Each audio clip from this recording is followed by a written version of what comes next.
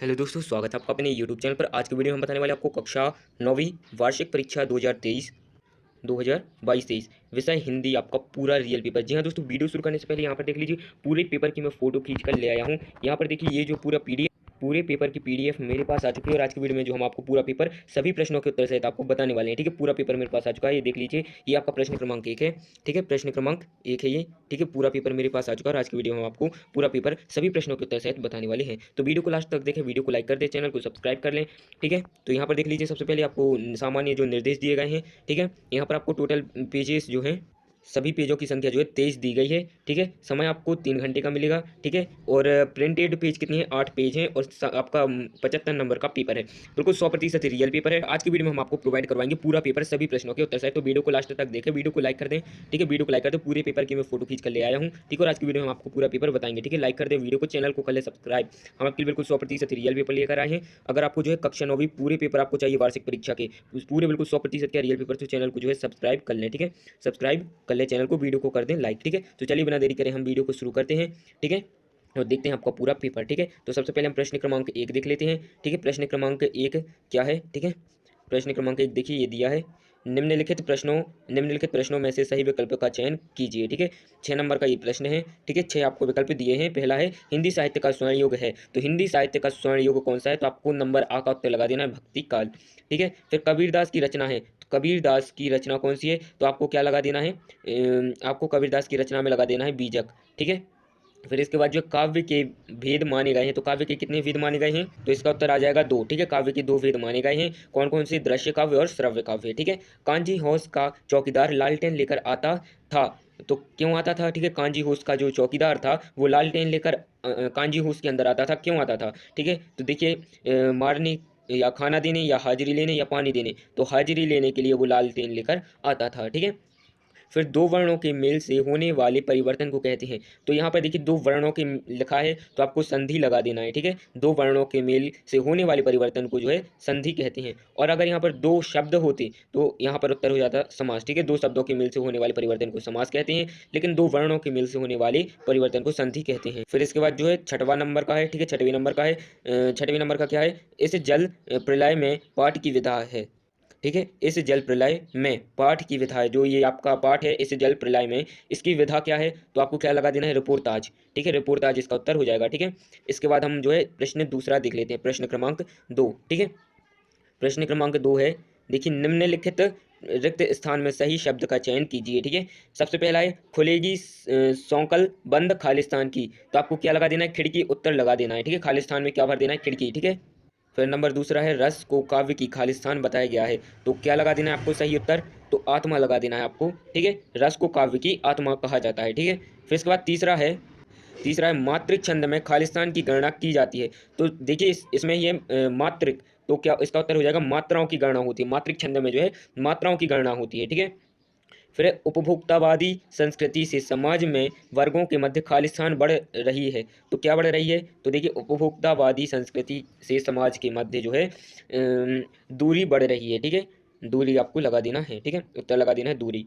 फिर इसके बाद जो पांचवा है वे शब्दांश जो शब्द बनाते समय आरंभ में लगते हैं खालिस्तान कहलाते हैं, मतलब कि वे शब्द जो शब्द के आगे लगकर जो है उनका अर्थ बदल देते हैं, उन्हें क्या कहते हैं, तो प्रत्यय कहते हैं, नहीं उपसर्ग कहते हैं। ठीक है, जो शब्द के आगे लगते हैं उन्हें उपसर्ग कहते हैं। ठीक है, आपको उपसर्ग लगा देना है। ठीक है, फिर इसके बाद जो है छठवा है मेरे नाना खालिस्तान माने जाते थे। ठीक है, मेरे नाना पक्के खालिस्तान माने जाते थे, तो आपको साहब लगा देना है। ठीक है, साहब लगा देना है। ठीक है, उत्तर में। फिर इसके बाद प्रश्न 3 है सही जोड़ी बनाइए। ठीक है, निम्नलिखित जोड़ियां का सही मिलान कर कीजिए।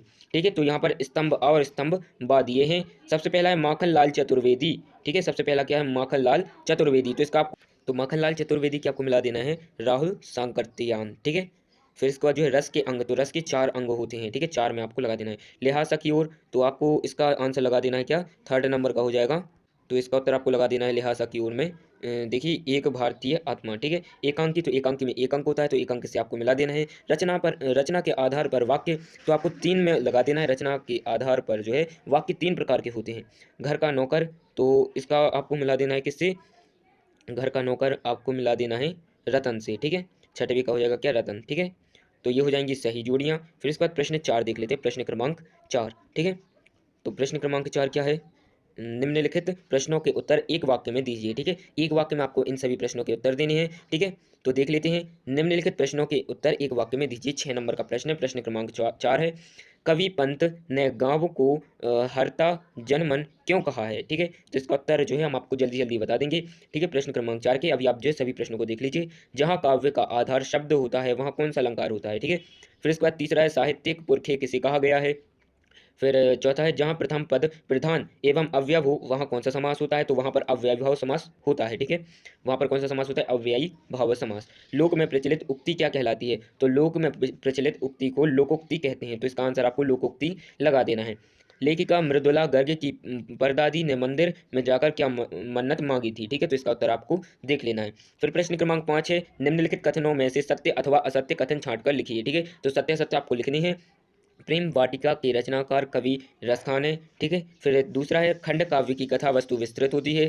तो ये जो है असत्य है। ठीक है, ये असत्य। खंड काव्य की कथा वस्तु जो है संक्षिप्त होती है और महाकाव्य की कथा वस्तु विस्तृत होती है। ठीक है, लॉरेंस को कबूतर से प्रेम था। ठीक है, तो इसका उत्तर आपको देख लेना है। फिर इसके बाद जो है विचार विनिमय के माध्यम को भाषा कहते हैं। विचार विनिमय के माध्यम को भाषा कहते हैं। तो इसका भी उत्तर आपको देख लेना है। इस जल प्रलय में पाठ के लेखक तैरना जानते थे।